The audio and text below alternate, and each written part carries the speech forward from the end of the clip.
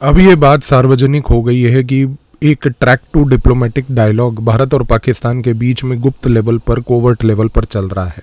ये बात इसलिए स्पष्ट हुई क्योंकि हाल ही में एक चिट्ठी निकली और उस चिट्ठी के तहत ये बात बोली गई, कुछ सो कॉल्ड एमिनेंट एक्सपर्ट्स ने ये बात करी कि वो कोलंबो में और अलग अलग शहरों में मिलकर पाकिस्तान के कुछ ऐसे ही लोगों के साथ मिलकर उन्होंने एक ट्रैक टू डायलॉग किया है और बोला है रिकमेंडेशन के तहत कि भारत और पाकिस्तान को डायलॉग रिज्यूम कर लेना चाहिए। सबसे पहले समझिए कि ट्रैक टू डिप्लोमेसी का मतलब क्या होता है। ट्रैक टू डिप्लोमेसी का मतलब एक साधारण लैंग्वेज में है कि किस तरीके से अनऑफिशियल लेवल पर दो देश एक दूसरे के साथ बात करते हैं। अनऑफिशियल इसको इसलिए कहा जाता है क्योंकि इसमें कोई भी सरकारी ऑफिशियल प्रेजेंट नहीं होता, लेकिन ज़्यादातर लोग सरकार से पहले जुड़े हुए होते हैं। इसमें चाहे पूर्व मंत्री हों, इसमें चाहे पूर्व रिटायर्ड ब्यूरोक्रेट्स हों, डिप्लोमेट्स हों, इंटेलिजेंस के अधिकारी हों, कई बार राइटर्स भी होते हैं जो इंडिया, पाकिस्तान या अन्य देशों के ऊपर किताबें और रिसर्च करते हैं। ट्रैक टू डिप्लोमेसी के रिसेंट जो अभी इंडिया और पाकिस्तान के बीच में हुआ, उसमें एक चीज़ स्पष्ट हुई कि बार बार ये बात बोली गई कि हमें कहीं ना कहीं एक डायलॉग पाकिस्तान के साथ रिज्यूम करना चाहिए। वो पॉइंट इसलिए महत्वपूर्ण है क्योंकि यहाँ पर राष्ट्रीय स्वयंसेवक संघ आरएसएस, इसके दत्तात्रेय होसाबले ने एक स्टेटमेंट दिया था और वो स्टेटमेंट इस वीडियो के थंबनेल पे भी मैंने वर्बेटिम वैसे का वैसे लगाया कि हमें पाकिस्तान के साथ दरवाजे बंद करने की आवश्यकता नहीं। यहाँ पर आरएसएस का विजन ये है और आरएसएस ये मानती है कि कल को पाकिस्तान के अंदर अगर उसकी मिलिट्री ने किसी प्रकार की कोई भारत के खिलाफ गतिविधि करी, भारत उसका मुंह तोड़ जवाब देगी और उस मुंह तोड़ जवाब देने के बाद अगर पाकिस्तान कल को कोलैप्स कर जाता है तो वहाँ की आवाम की रिस्पॉन्सिबिलिटी हमारी होनी चाहिए इस प्रकार से कि कहीं ना कहीं वो जो आवाम है उसको हमें एक अखंड भारत के तहत हमें कहीं ना कहीं अब्जॉर्ब करने की आवश्यकता होगी। ये एक बड़ा मिसकंसीव्ड नोशन है क्योंकि ये एक्सपेक्ट करके उम्मीद रखना कि पाकिस्तान के अंदर एक सिविल सोसाइटी है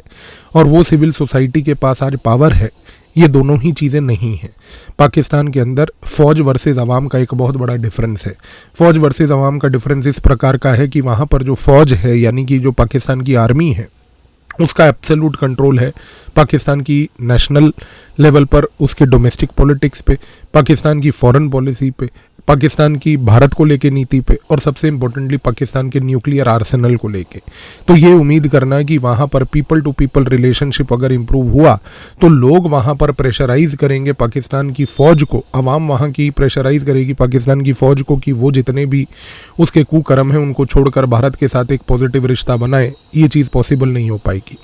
दूसरा, आरएसएस ने जो ये लाइन पकड़ी है, इससे आज की डेट में भारत की पाकिस्तान नीति में एक डीप डिवाइड यहाँ पर विजिबल हो जाता है। वो विजिबल इसलिए होता है क्योंकि अगर आप ध्यान से ऑब्जर्व करो तो भारत के फॉरेन सेक्रेटरी विक्रम मिश्री का स्टेटमेंट आया कि हमें ये ट्रैक टू से कोई परवाह नहीं और हम इस ट्रैक टू का समर्थन भी नहीं करते। एक जगह पर सरकार बोलती है कि talks and terrorism will not go together और दूसरी जगह पर आरएसएस कहती है कि कोई बात नहीं, टेररिज्म देखा जाएगा, अभी लेट्स डू द टॉक्स, क्योंकि अभी सबसे इंपॉर्टेंट ये है कि पाकिस्तान की आवाम के साथ एक डायलॉग ओपन रखना चाहिए। ये डिवाइड अब आज की डेट में आरएसएस और गवर्नमेंट के बीच का एक ओपन डिवाइड है। लेकिन एक चीज़ तय है कि पाकिस्तान जो है वो ट्रैक टू का अगर हम उसका इतिहास देखें, पहले भी अमन की आशा और ये सब नाम की नोटंकियां पाकिस्तान ने की हैं भारत के साथ और ये ट्रैक टू डिप्लोमेसी में वो ज़्यादातर फोकस करता है टैलेंट हंटिंग के लिए कि कौन से ऐसे लोग उसमें आ रहे हैं, उनमें से किन प्रकार के लोगों को वो लॉन्ग रन में डीप पेनिट्रेशन एसेट्स बनाकर यहाँ पर भारत में रख सकता है।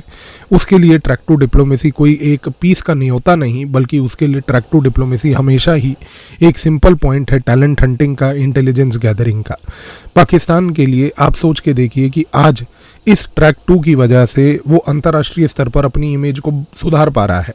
और इसमें भारत कहीं ना कहीं उसकी मदद कर रहा है। पूरा विश्व पाकिस्तान को एक टेरर स्पॉन्सरर के नाम से जानता है। आज जब वो ट्रैक टू में भारत के साथ बैठता है तो उसके डिप्लोमेट्स दूसरे देशों में, यूरोप में और अन्य देशों में जाकर कहते हैं कि आप हमें कहते थे कि हम तो टेरर स्पॉन्सरर हैं, यहाँ देखिए हम भारत के ट्रैक टू इनिशिएटिव में भाग ले रहे हैं, हम भी रीजनल पीस चाहते हैं। यानी कि एक जगह पर भारत की सरकार पूरे रिसोर्सेज लगाकर, पूरी ताकत लगाकर पाकिस्तान को टेरर का स्पॉन्सरर घोषित करे और दूसरी जगह पर भारत के यही ट्रैक टू वाले लोग जाकर पाकिस्तान का समर्थन करें, ये कहते हुए कि नहीं नहीं, पाकिस्तान एक सैनिटाइज्ड स्टेट है। सोच के देखिए हम कर क्या रहे हैं। सबसे बड़ी चीज़ ये भी है कि आरएसएस जो है उसका विजन ये है कि हम टू नेशन थ्योरी में जो मोहम्मद अली जिन्ना ने प्रोपाउंड की थी उसमें नहीं मानते। इस रीज़न से आरएसएस का मानना ये है कि पाकिस्तान का जो स्टेट है वो एक आर्टिफिशियल कॉन्स्ट्रक्ट है, लेकिन पाकिस्तान के लोग जो हैं वो एक सिविलाइजेशनल हिस्सा हैं। मोहन भागवत के जो स्टेटमेंट अभी उन्होंने दिया था, उस स्टेटमेंट को भी अगर आप एनालाइज करें तो उस स्टेटमेंट से यही इन्फ्रेंस निकलता है कि आरएसएस के मुताबिक एक जोग्राफिकल एंटिटी और एक स्टेट के बीच में एक डिफरेंस है। पाकिस्तान एक जोग्राफिकल एंटिटी है जिसके अंदर कुछ लोग हैं जो अखंड भारत का हिस्सा हुआ करते थे, हैं भी, लेकिन सबसे बड़ी बात है कि पाकिस्तान का स्टेट जिसमें मिलिट्री एक इंस्टीट्यूशन है वो एक आर्टिफिशियल कॉन्स्ट्रक्ट है। और आरएसएस का मानना ये भी है कि कल को अगर मान लीजिए कि पाकिस्तान का स्टेट कोलैप्स करता है तो स्टेट कोलैप्स करने के बाद सिविल सोसाइटी के थ्रू अगर एंगेजमेंट जारी रखा तो कहीं ना कहीं वो पीपल टू पीपल रिलेशनशिप को एक सिविलाइजेशनल प्रोजेक्ट के तहत मैनेज करने में फ़ायदा मिलेगा। लेकिन सबसे बड़ी प्रॉब्लम, जैसा मैंने आपको पहले भी बोला, क्या पाकिस्तान के अंदर एक सिविल सोसाइटी है भी? आज की डेट में आसिम मुनीर के जिस प्रकार का रवैया है, वो किसी प्रकार के डिसेंट को टॉलरेट नहीं करता। एंटी ड्रैकोनियन लॉज बनाकर उसने हर प्रकार के डिसेंट को कर्ब कर रखा है। इस कॉन्टेक्स्ट में आप सोच के देखिए कि एक स्ट्रक्चरल फ्लॉ है पाकिस्तान में, और हम किस हद तक ये उम्मीद लगा सकते हैं कि पाकिस्तान के अंदर की सिविल सोसाइटी कल को इतनी वाइब्रेंट हो जाएगी कि वो सड़कों पर उतर के क्रांति करेगी। ईरान में भी आप सोच के देखिए, आज से 2 महीने पहले चूचे ने यही किया था। आपको याद होगा डोनाल्ड चूचा जो है उसने क्या बोला, उसने कहा कि भाई हम जो है ईरान में जाएंगे, वहाँ पर लड़ाई करेंगे। उसके साथ वो खड़ा हुआ एक चमूरा नेतन स्वामी, उसने भी यही बातें करी थी। उसने भी यही बात बोली थी कि नहीं आप ईरान में लड़ाई करो, ईरान की जनता जो है खमेनाई को मारने के बाद सड़कों पे आ जाएगी, फिर एक रेजिम चेंज हो जाएगा। क्या हुआ? धूल चाट रहे हो दोनों के दोनों। तो ये चीज़ को समझिए, आज पाकिस्तान के अंदर हमारे को ये चीज़ क्लियरली समझनी है कि पहली बार सिविल सोसाइटी वहाँ एग्जिस्ट नहीं करती।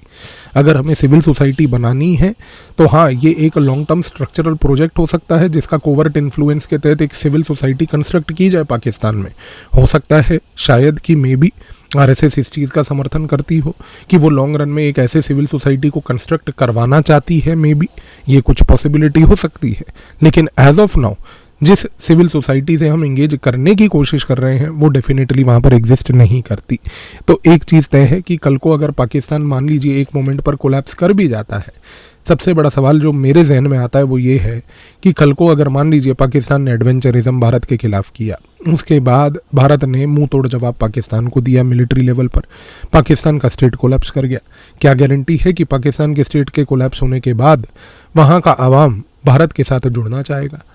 क्या गारंटी है? क्योंकि पाकिस्तान ने पिछले 75 सालों में अपनी आवाम के ऊपर एक पूरा रेडिकलाइजेशन का जो प्रोजेक्ट है, उस रेडिकलाइजेशन के प्रोजेक्ट में उन्होंने टू नेशन थ्योरी कि भारत और पाकिस्तान अलग अलग साम्राज्य हैं, अलग अलग देश हैं, ये दोनों एक दूसरे के साथ नहीं रह सकते, उसको बढ़ावा दिया है। दूसरा, उसने एक एंटी भारत स्टैंड लेके अपनी पूरी आवाम के अंदर भारत को लेकर एक जहर भरा है। तो क्वेश्चन फिर यही उठता है कि कल को अगर मान लीजिए भारत की सेना के जवाब के बाद पाकिस्तान अगर कल को स्ट्रक्चरली मिलिट्रली कोलैप्स भी कर जाता है,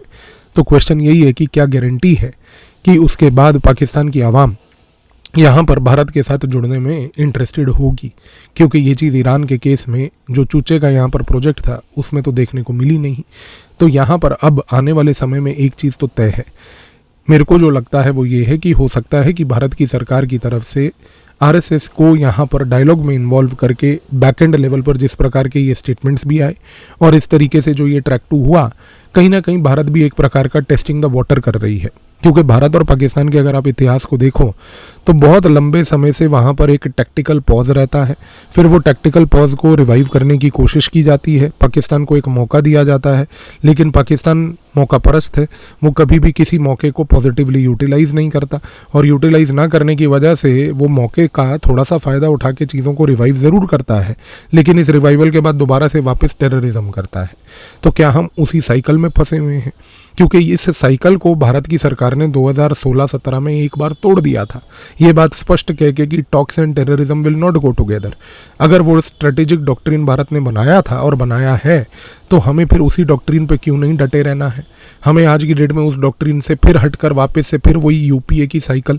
की बिरयानी प्यार यहाँ पर वो दोबारा से क्यों करना है? हमें वहाँ पर दोबारा इस प्रकार के डायलॉग से क्या मिलेगा? तो कहीं ना कहीं जो चीज़ें चल रही हैं वो बहुत ज़्यादा डाइवर्जेंट हैं, बट कहीं ना कहीं एक बात फैक्ट है कि हम पाकिस्तान को लेकर ये याद जरूर रखिएगा कि जो एक ये पूरा साइकिल ऑफ पाकिस्तान और इंडिया का डायलॉग ऑन टेररिज्म वाला गेम है, इसको 2017 में तोड़ने के बाद हम वापस से उसी साइकिल में दोबारा आ गए हैं। इसका आगे क्या नतीजा निकलता है समय बताएगा, पर आज चीज़ें इसी डायरेक्शन में है। धन्यवाद।